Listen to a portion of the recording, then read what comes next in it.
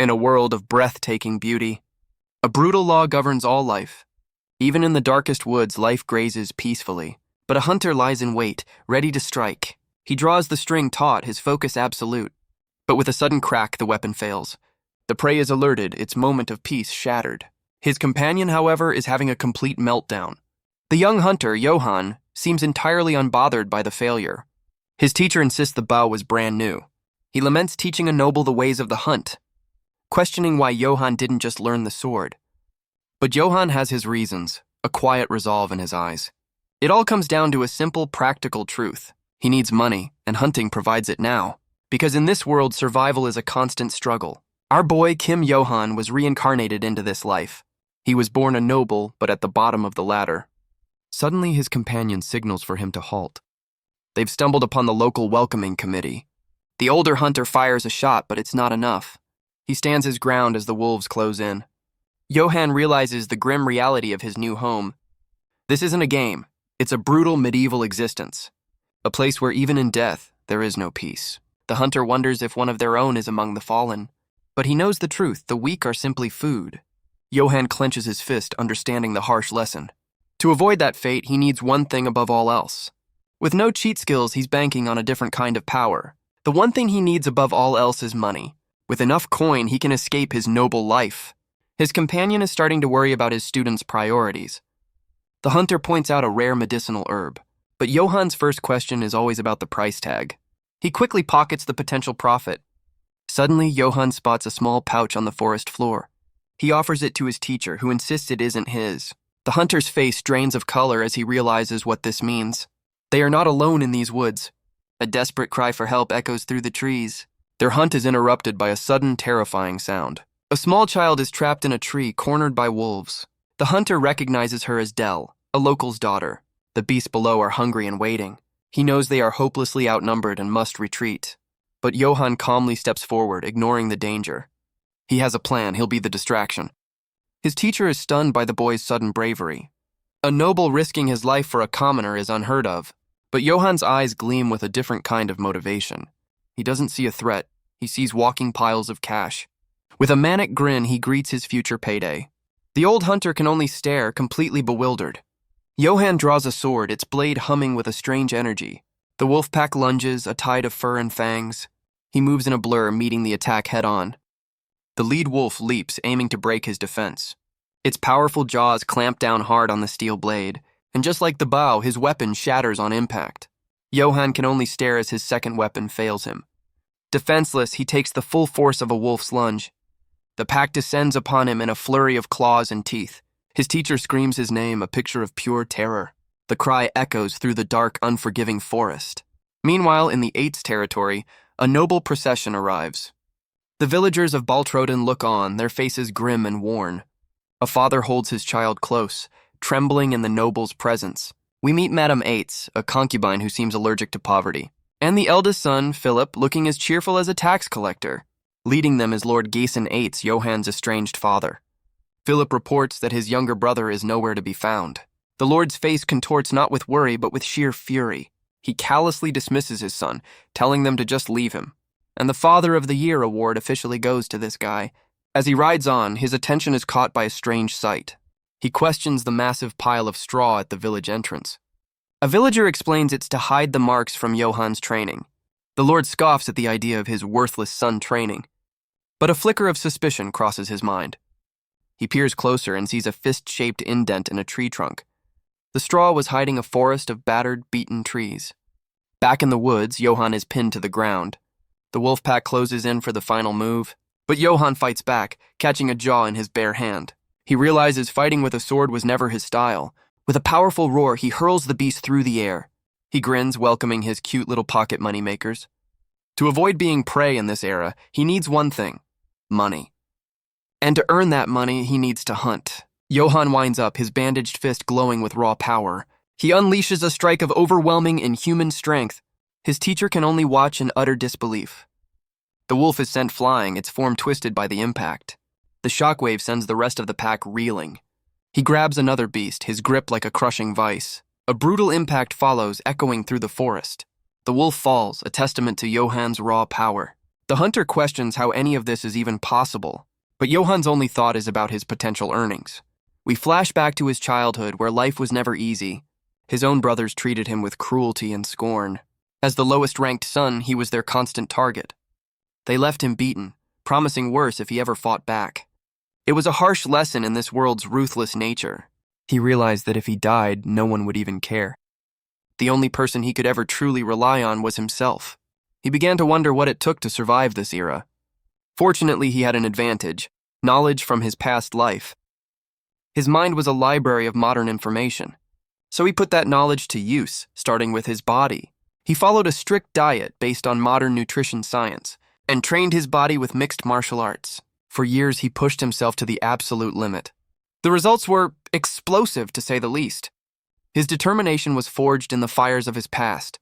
The forest itself became his personal training ground. His body transformed, unlocking monstrous strength.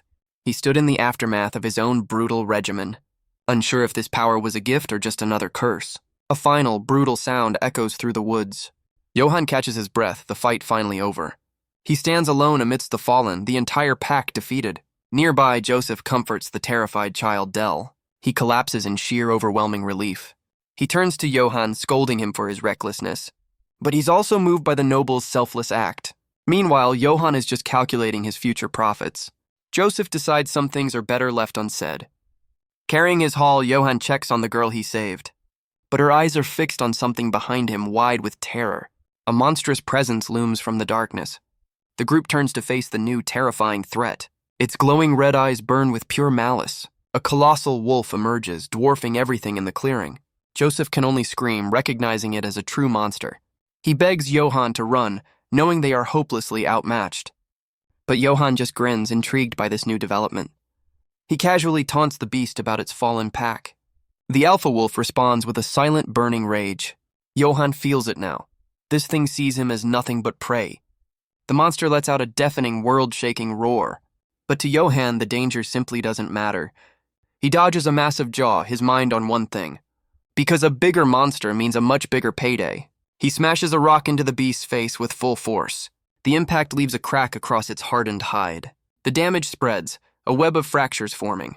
And Johan is absolutely furious about the damaged merchandise. The wounded monster glares back, the fight far from over. The alpha wolf unleashes a terrifying, mind-shattering howl. The sonic assault brings Johan to his knees in agony. Joseph shields the child, bracing against the invisible force. Johan grits his teeth, fighting the overwhelming pressure. He realizes this isn't just a sound. It's a power unlike anything he's ever felt. Suddenly, a strange vision flashes through his mind. A brutal memory of a battle long past. He snaps back to reality with a sharp cry. Dazed and confused, he wonders what just happened. He looks around, searching for his giant payday. But the monster has simply vanished into the night. He turns to find his companions have passed out. At least they're safe, sleeping through the aftermath. With a sigh, he hoists the unconscious hunter onto his back. Time to get everyone out of these cursed woods.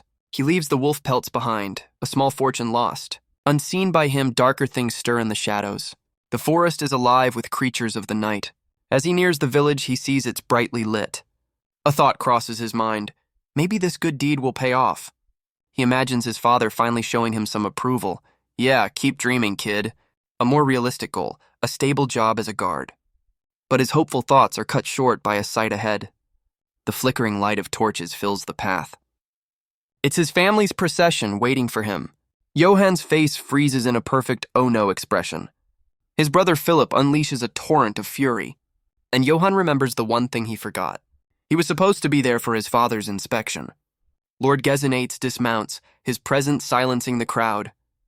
His armored boot thuds onto the dirt with grim finality. Johan tries to explain the unavoidable situation he faced, but his father cuts him off with a single chilling word. He threatens to punish Johan for his perceived disrespect. Johan can't believe this is his reward for surviving the forest. But his frustration quickly turns into cold resolve. He knows he must turn this crisis into an opportunity. He launches into his ultimate bluff, a tale of heroism.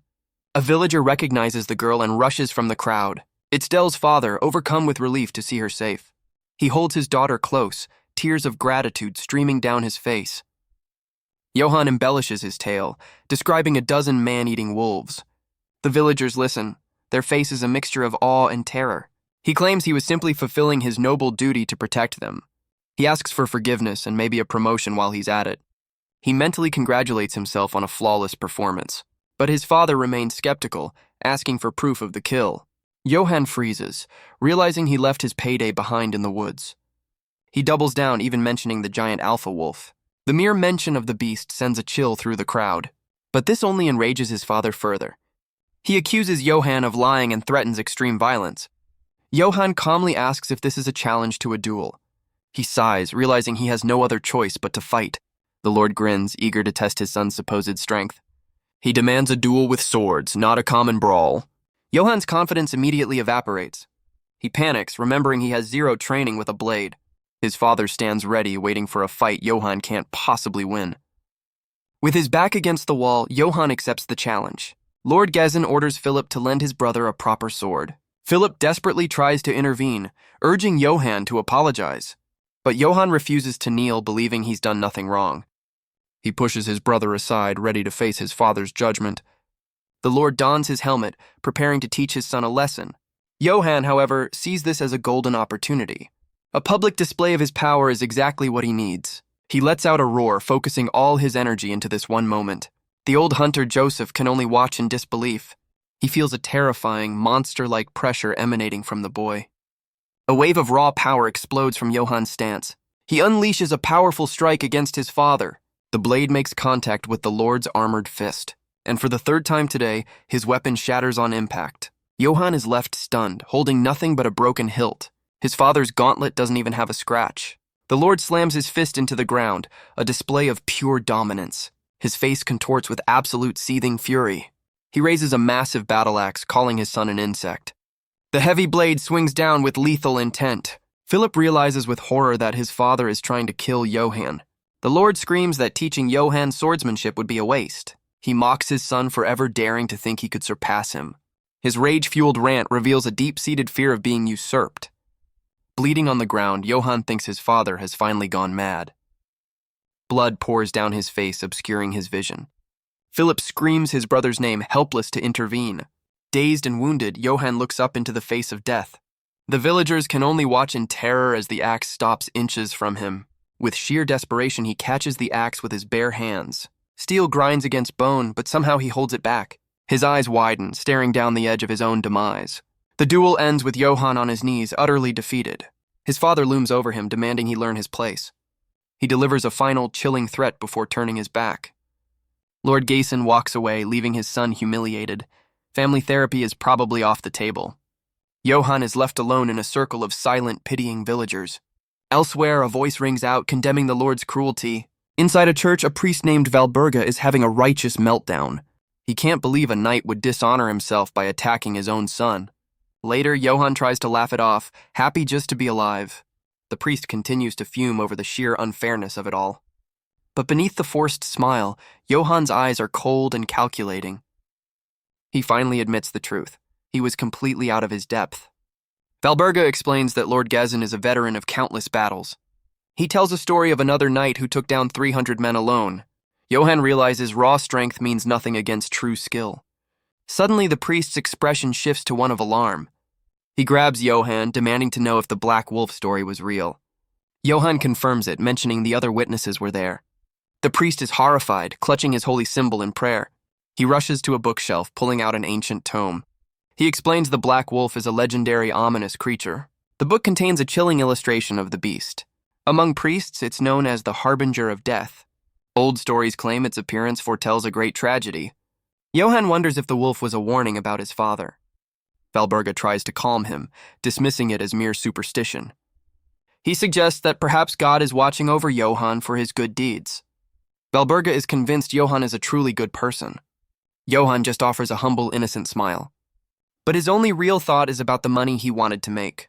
Meanwhile, a dark shadow falls over a neighboring territory. The night is filled with the sounds of slaughter. Desperate pleas for mercy echo through the flames. A mother shields her child, begging for their lives, but their cries are met with cold, unfeeling steel. A final, brutal act silences their screams forever. In this land, innocence is just another casualty. A mercenary stands over the fallen, his work nearly done. He callously remarks on the brutality of the scene. An order is given, kill everyone and burn the bodies. Because for these soldiers, it's all about the payday. A new, far more menacing figure appears in the firelight. An elf knight named Karamaf reports to her lord.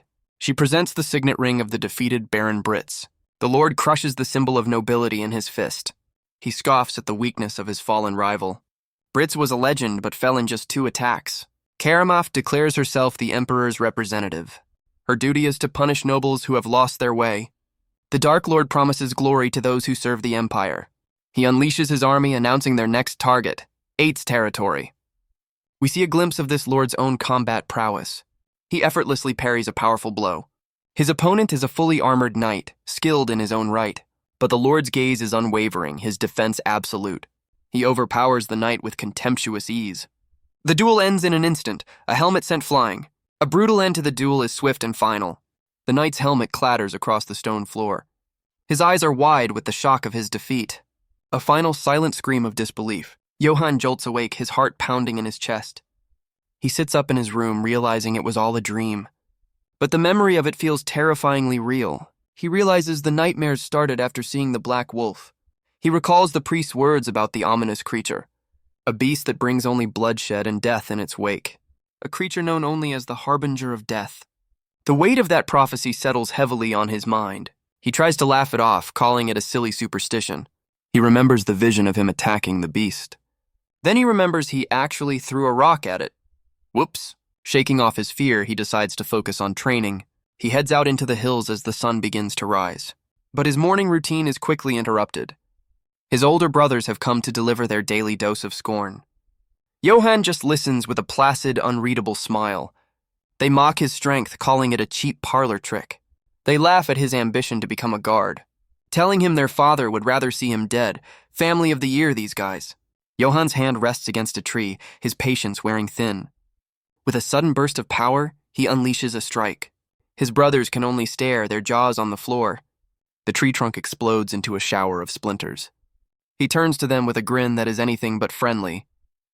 The bullies immediately turn tail and run for their lives. Johan sighs, wondering how they can be so clueless about survival. He dismisses their words, ready to get back to training. But a part of him knows they were telling the truth. His brother Philip appears, confirming his worst fears. Johan tries to play it cool, glad to have survived the encounter. He insists he'll just have to find another path in life. But Philip reveals the shocking truth behind their father's rage. He explains that Lord Gensen is terrified of Johan. The boy's monstrous strength is seen as a direct threat. Their father prefers obedient sons who know their place. But Johan is a wild card, determined to forge his own destiny. Philip reveals their father fears being overthrown, just as he did to his own father. Guess the apple doesn't fall far from the tyrannical tree. The revelation leaves Johan completely stunned. Philip then gestures for a servant to bring something forward. A heavy sack is opened before them. Johan peers inside, his eyes wide with surprise. It's a set of old armor and a longsword. Philip teases him, knowing he's wanted this for a while. He assures Johan that he's not like their cruel father. He sees the potential in his younger brother's power and promises to make him captain of the guard one day. He tells him to keep training, but to try and stay out of trouble. Johan shouts back that he's never the one to start it. Philip just waves him off, a silent dismissal. As his brother leaves, Johan is left alone with his thoughts. He looks down at the gift, a strange feeling washing over him. He recognizes it instantly. It's the armor from his dream. A chilling question forms. Does wearing this seal his fate? He stands over the gear, the weight of prophecy on his shoulders. But a quiet determination burns within him. He dons the armor, ready to face his destiny head-on. As the sun sets, a new legend is being born in a local tavern. Inside, the villagers are buzzing with stories about their new hero. The tale of Johan's heroism grows, painting him as a selfless knight. Apparently, he scoffs at money now. They compare him to his father, finding Lord Gensen severely lacking. Some even wish Johan had finished the job during their duel. But a hooded figure in the corner grips their mug, a silent tension building. Dell's father arrives, offering to buy a round for the entire tavern. He toasts the man who saved his daughter, the righteous Sir Johan. A villager finally notices the quiet stranger, asking who they are. The figure finds their open treason rather amusing. A sudden chill falls over the table as the stranger speaks. Beneath the hood, a sinister grin and glowing eyes appear. The villagers freeze, realizing they've made a grave mistake. The stranger demands to know everything about Johan 8. Meanwhile, Johan himself is taking a cheerful stroll through the village. He's already picturing his promotion to captain of the guard.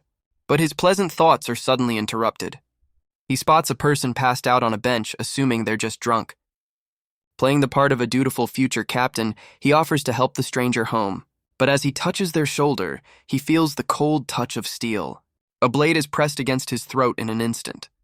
The drunkard is an assassin with cold, calculating eyes. Johan's world comes to a screeching halt. The quiet night is shattered by the silent, deadly ambush. Pinned to the ground, Johan is completely at the assassin's mercy. His mind races, trying to figure out who wants him dead. He runs through the list of his loving family members, but he can't pinpoint the source of the threat. He desperately asks his attacker what they want, and in true Johan fashion, he immediately offers to pay them off. But the assassin scoffs, claiming he has more than enough money. Johan's brain short-circuits. If it's not about money, what else is there? The hooded figure reveals he's just here for a little Q&A session. With one simple rule, give the wrong answer, and you die. A dark, viscous liquid drips from the tip of his blade.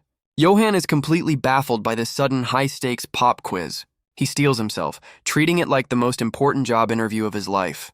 The assassin begins the interrogation, his presence looming in the dark. A single glowing eye peers out from the shadows, judging him. He pats Johan down, surprised by his build and questioning his parentage. Of all the questions, Johan can't believe this is the one his life hangs on. He desperately tries to figure out the correct answer. He lands on a bold reply. Even from a pig, a lion can be born. The assassin remains perfectly still, his reaction unreadable. Johan immediately panics, wondering if he's just signed his own death warrant. But then the stranger's shoulders begin to shake. The hood falls back to reveal a man roaring with laughter. He loves the answer, but he's not letting Johan go. The scarred man grins, declaring that Johan now belongs to him. Our boy can only stare, completely lost. His mind is just a spinning wheel of pure confusion. We learn this man is Kegel, the master of venom from the Empire's top assassin guild. A legendary killer who developed his own sword style known as Viper. But for all his skill, he had one lingering problem. He couldn't find a worthy successor among his fellow assassins.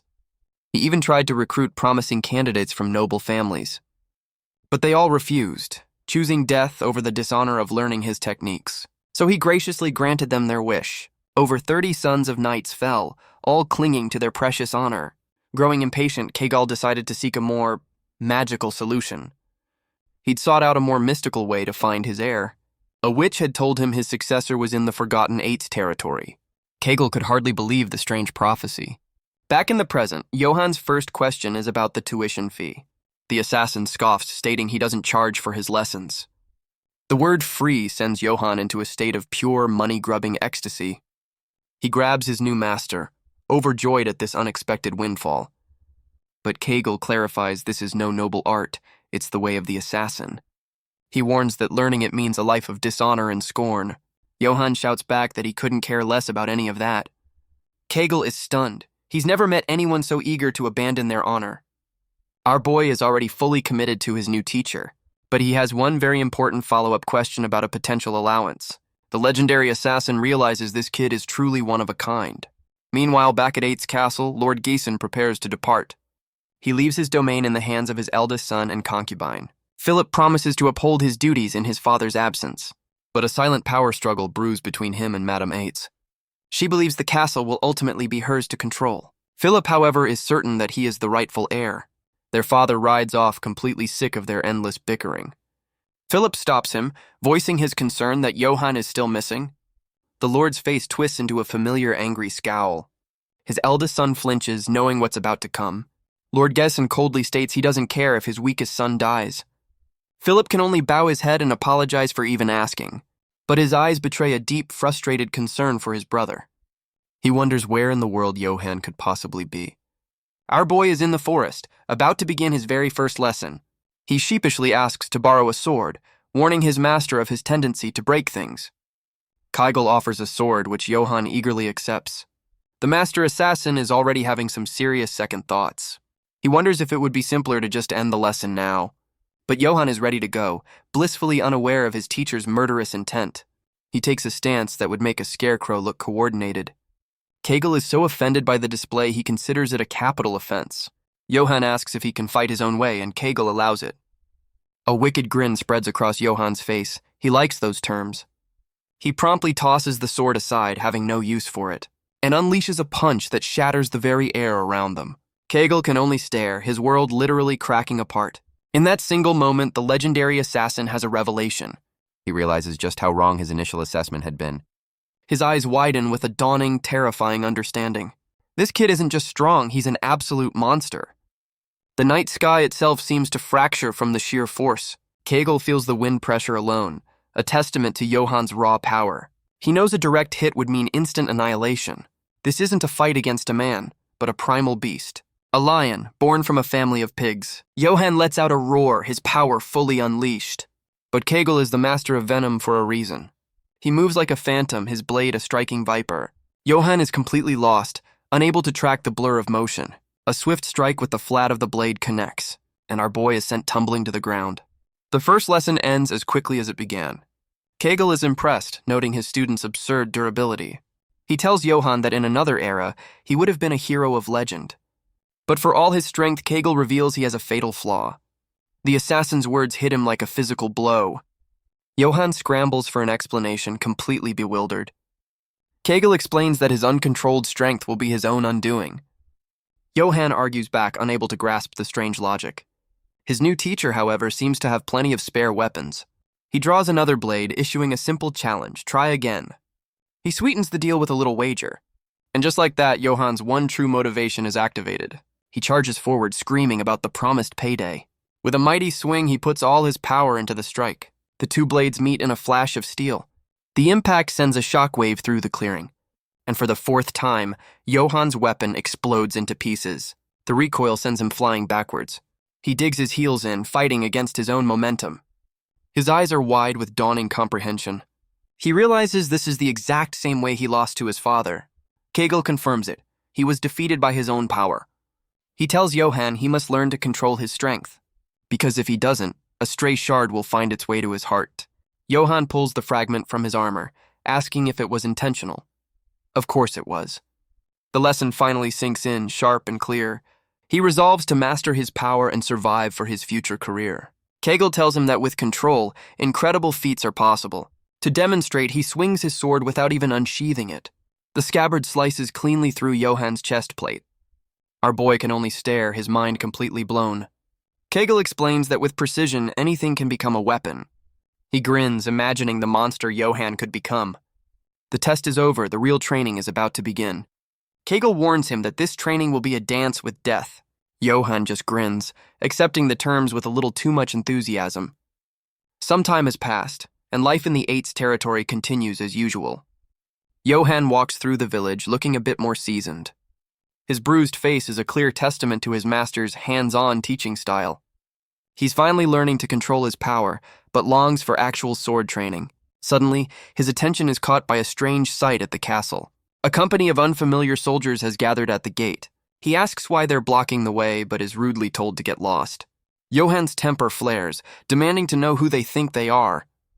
The soldier just offers a condescending smirk in response. They are the Emperor's personal mercenary company, the Wolves of Aquitaine. But Johan's brain immediately translates mercenary into job opportunity. The soldiers boast of a payday that makes Johan's jaw drop. They mock his build, but he just laughs along, trying to network. His mind is already racing, seriously considering a career change. But his cheerful conversation is cut short by a new arrival. A figure in golden armor walks past, their presence silencing the crowd. Johan's eyes narrow, sensing an overwhelming, dangerous pressure. His hand instinctively moves to the hilt of his sword. A killer instinct he never knew he had begins to surface. He snaps back to reality, confused by his own sudden aggression. The elf knight Karamov explodes with rage, threatening his life for the slight. But the Golden Knight holds up a hand, silencing her with a simple gesture. The imposing figure turns, demanding to know Johan's name. Johan feels the cold sweat of pure, unadulterated terror. Surrounded by blades, he stammers out his name and family. The Golden Knight seems to ponder this new information. He removes his helmet, revealing the face of the Elf Lord from Johan's nightmare. Johan realizes his body moved on its own, a primal reaction to a true predator. Johan's hand instinctively tightens on the hilt of his sword. He realizes this feeling is unlike anything he's ever known. It's a suffocating bloodlust, an aura of pure predatory intent. For the first time, he truly feels like prey before a hunter. Cold sweat pours down his face, his body locked in place. The elf lord Karamaf coldly tells him to move. Johan can barely breathe under the crushing weight of his presence. His survival instincts are screaming, but he can't move a muscle. The other soldiers mock his terrified reaction, clearly enjoying the show. They sneer, questioning if he'll even live to see another day. A knight apprentice named Yane asks Karamaf if he'll let the slight go. Karamaf dismisses the idea, not wanting to cause a scene. He adds a chilling promise to his words. Not yet, anyway. Johan watches as the imposing figures march into the castle. He wonders why an Imperial knight is in this forgotten territory. The news of their arrival spreads like wildfire through the castle. A figure is seen rushing through the stone corridors. It's Philip, hurrying to greet the unexpected guests. He introduces himself as the heir, asking why they've come. But Madame Ates arrives, fawning over the handsome knight. She shamelessly flirts, offering a personal tour of the castle. Karamaf walks right past her, completely unimpressed by the welcome wagon. Philip can only glare, disgusted by her blatant power play. The elf lord grabs Philip, his patience clearly at an end. He takes the throne for himself, demanding to see Lord Gensen. The entire room is stunned into silence by his audacity. Philip protests the blatant disrespect shown to his father, but Madame Ates quickly shuts him down, siding with the powerful knight. Philip seethes, realizing she's using this to promote her own son. Karamaf cuts through the bickering with a single booming command for silence. Karamaf dismisses the entire court with a wave of his hand. He demands alcohol, declaring he'll wait for Lord Gensen here. Meanwhile, deep in the moonlit forest, Johan's training continues under a flurry of steel, but his mind is haunted by the image of the Golden Knight. The memory of those cold, predatory eyes lingers. His focus is shattered, his thoughts clearly elsewhere. Kegel roars at him, demanding his full attention. Johan flinches, caught completely off guard by the outburst. A volley of daggers suddenly flies through the air. He barely manages to parry the deadly assault. But one blade finds its mark, grazing his neck. His master warns him that a poisoned blade would have ended it. A performance review you really don't want to fail. Johan explains his distraction, the arrival of the Emperor's knights. He feels something is wrong with their presence in Ates territory. Their lockdown of the village just doesn't make any sense. Kegel asks what a half-trained boy can possibly do about it. He explains Karamaf is the continent's strongest warrior. Johan asks if the legendary knight is stronger than his master. Kegel's expression is grim, his silence telling. He admits that against Karamaf, his only move would be to run. Johan argues you never know until you fight, earning a swift smack. Kegel explodes, reminding him he's an untrained fool who can't even control his power. Johan takes the verbal lashing, his resolve unshaken. He looks up, determined to handle whatever comes his way. The master assassin seems almost surprised by his student's grit. The brutal lesson resumes with renewed intensity. Johan pushes through the pain, demanding they go again. He meets every strike with fierce determination. He will not back down no matter how many times he's struck. Kegel roars, demanding they go again and again. Johan swings, desperately trying to understand the lesson. His blade meets the scabbard, unable to leave a scratch. Kegel explains it's all about the flow of power. He must learn to concentrate his strength, not just unleash it. And slowly, the lesson begins to sink in. The master assassin sees the change in his student. The sound of Johan's blade is no longer dull but sharp. He realizes he must temper everything he's learned, finding the perfect balance of strength and control. Suddenly, Kegel's eyes widen with alarm. He senses a dangerous shift in Johan's power. Looks like someone's a fast learner. Johan unleashes a strike, his energy taking a new form. The attack connects with a resounding crash. He manages to block, but his own blade is shattered. Johan stares in disbelief, a manic grin on his face. He finally managed to cut his master's weapon. He celebrates, claiming he's already mastered the technique. Kegel dismisses it as a fluke, but Johan is on cloud nine. The master calls his student's name, his tone serious. He warns Johan that the real test begins now. Johan attacks again, his power now a focused, deadly viper. Kegel is sent reeling, completely caught off guard. And once again, Johan celebrates his victory. The legendary assassin is left utterly speechless. He only taught the boy control, not his secret technique. Johan saw the move just once and perfectly replicated it. In fact, he's already surpassed his master's own skill. The master of venom can only stare in disbelief. His experience tells him a monster has just been born. Kegel can only mutter to himself, stunned by his student's talent. Johan, however, is just thrilled he's secured his future meal ticket. With the lesson complete, Kegel announces he's leaving at sunrise. Johan protests, but his master insists he's already learned all he needs. He admits with a pained expression that Johan has surpassed him. He's content that his legacy will live on through his absurd student. Johan is genuinely moved by the rare words of praise. A new chapter begins for the young man known as Johan Eitz. As they sit by the fire, Johan asks why he's always on the move. He then brings up the ominous black wolf he encountered, recalling the terrifying vision of the beast under a blood moon. He admits he thought Kegel was the omen when he first attacked. Talk about a bad first impression. Kegel dryly points out that misfortune doesn't come with a name tag. He decides to offer one last piece of advice before he departs.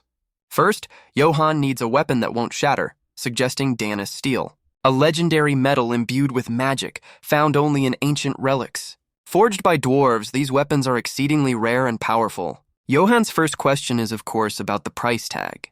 Kegel trolls him, saying it was just small talk and to find something cheaper. But he gives a serious warning. If he sees that armor, he must run. Johan takes the lesson to heart. Knowing his limits is key to survival. With the fire dying down, Kegel stands to leave. He prepares to deliver his final, most important lesson. The creed of an assassin: run from danger, but kill if you must. He tells Johan that following this advice will probably keep him alive. His final words are a simple, almost paternal request: don't die. He walks away into the darkness, leaving his student behind. Johan clenches his fist, vowing to survive no matter the cost. Meanwhile, back at Eitz castle, the night is far from over. Madame Eitz attempts to charm the imposing Imperial knight. Karamov dismisses the wine, his palate clearly too refined for this backwater. She feigns disappointment, noting the wine was quite expensive. She offers a solution: the Lord's private and much better collection. She invites him to a more comfortable room after his long journey, specifically Lord Gensen's bedroom, promising he won't be disappointed. Her intentions become crystal clear, offering a private welcome. But the elf lord is having none of it, shutting her down cold. Guess his standards are higher than she thought. Her desperation shows as she begs for his time before the lord returns. A dangerous glint appears in his eyes, his patience worn thin. He agrees the timing is perfect, as he's grown tired of waiting. A sudden brutal act shatters the tense silence. He offers a different kind of entertainment, a night of pure slaughter. Outside, a guard can only listen in horror to the sounds within. Johan arrives on a hill, stopping dead in his tracks. His face is a mask of shock and utter disbelief. He looks down to see his home engulfed in flames.